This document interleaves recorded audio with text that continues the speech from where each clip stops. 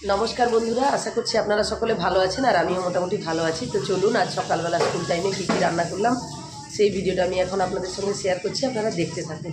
একেবারে রান্নাবান্না কমপ্লিট হয়ে গেছে। তো কী কী রান্না করছি সেটা আমি এখন বলছি, আপনারা শুনুন।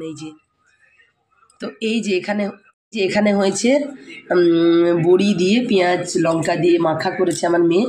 তো বড়ি মাখা খেতে আমার বেশ ভালো লাগে। আর এখানে হয়েছে টমেটো দিয়ে মাছের মাথা আর কয়েকটা ছোট মাছ ছিল, সেইগুলো দিয়ে একটা তরকারি করে ফেলেছি, বাটি চচ্চড়ি মতো। খুব সুন্দর এটা খেতে লাগে। তো এটা মেয়ের জন্য করেছি, মেয়ের বায়নাতে। আর এইখানে দেখুন, মাছের মাথা দিয়ে ফুলকপি আলুর তরকারি করেছি। তো শীতকালে তো ফুলকপি খেতে সবারই ভালো লাগে। আর এই যে এখানে হয়েছে অল্প শাকের তরকারি, মাছের তেল দিয়ে শাক আলু বেগুন দিয়ে একটা তরকারি হয়েছে।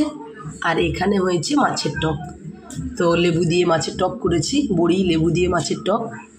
আর এইখানে তো ভাত হয়ে গেছে, গরম গরম ভাত। তো আজকে আমি এইগুলো দিয়েই খেয়ে দিয়ে স্কুলে যাব।